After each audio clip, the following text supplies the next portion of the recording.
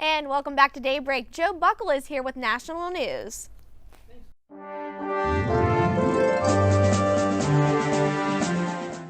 Thanks, Courtney. Topping headlines this morning, Lance Armstrong, the Tour de France participant who survived testicular cancer, is no longer the chairman of his cancer foundation known as Livestrong.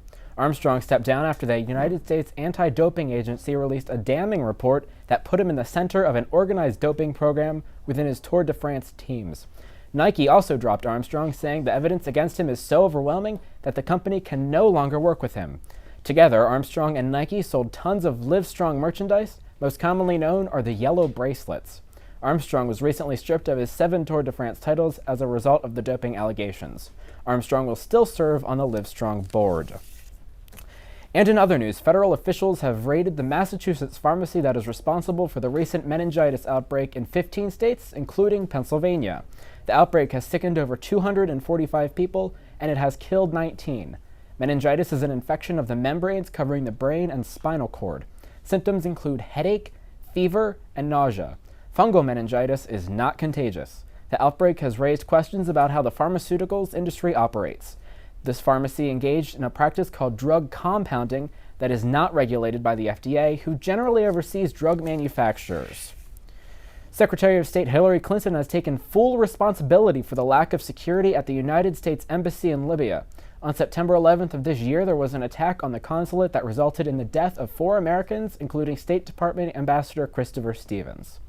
A federal investigation showed that officials at the Libya compound requested more security services, but those requests were denied. Clinton said that since she is in charge of the State Department, it was ultimately her responsibility. And finally this morning, some good news for Americans, as a new study by the Centers for Disease Control shows total cholesterol levels of Americans have improved significantly over the past 20 years. Total cholesterol includes HDL, which is good cholesterol, and LDL, which is bad cholesterol. The survey examined 38,000 Americans, and the average cholesterol numbers dropped from 222 in 1960 to 196 in 2010. A good cholesterol number is under 200. In addition, the number of adults on cholesterol-lowering medication increased from 3.4% in 1980 to 15.5% in 2010. Now back to Courtney and Chris. Thanks, Joe. October is Awareness Month for several things, including Spina Bifida. Spina Bifida is one of the most common birth defects, affecting 1 in 2,500 babies in the United States alone. We are now joined by Point Park Television Production and Cinema double major Kaylin Zawicki to talk about the conditions and what it means to the people of America. Thanks for joining us, Kaylin. Good to be here. So, will you explain what exactly Spina Bifida is? It is when the spinal cord and the spinal column do not fully form. There are 3 forms. There is occulta, there is myelomeningocele, which is the type I have and the most common, and meningocele, which is the most severe. And the occulta actually is when just there's a small opening in the spine, and then myelomeningocele is when the spine, 2 maybe more vertebrae are open completely, and there's an opening in the back, and it's coming actually, there's a small bout of liquid coming out of, and the spinal cord coming out of the back. And same with myelomeningocele, but it's usually a bigger opening. Wow. And a lot of the nerves are not formed. Wow. So. Now, how does this affect your everyday life? Does it affect your mobility or? Yes, I have to use crutches and splints. I didn't used to have to use crutches, but I had to have tether cord release, which is scar tissue buildup around the spinal cord. And I had to have my spinal cord, the last surgery I had, it sprung up 2 inches, so I did a lot of nerve damage. So I have to use crutches now.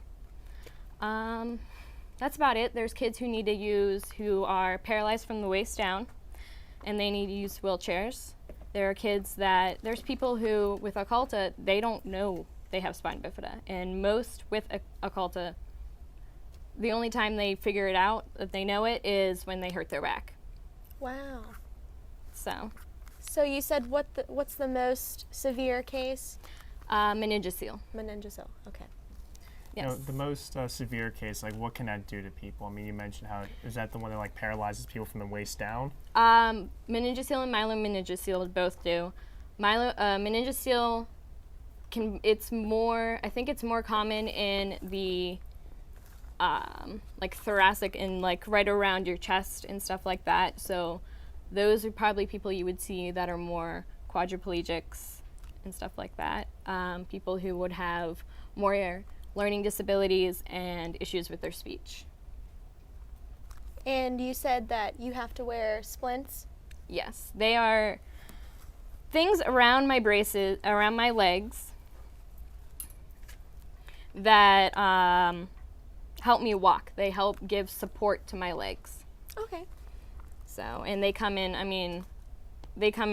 I have ones that are go up just to my ankle, and they're for around the house, just doing Everyday housework. Yeah. And then there's ones that I typically wear that come all the way up to my knees. You can also have them come up anywhere around the calf or all the way up to your waist.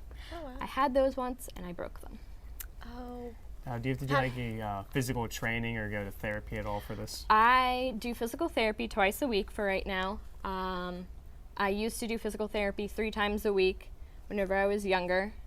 And it's just a matter of, it's just like physical, personal training type of things. Now, are there any organizations that, like any charities that help with spina bifida? There is a couple that I can tell you of.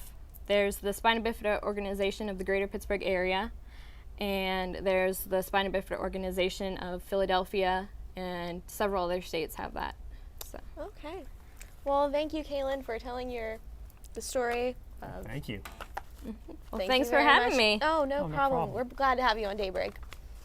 But straight ahead on Daybreak, we'll have Alex Peterson with your Decision 2012 update and Kelsey Metzger with the Sports Report. We'll be right back.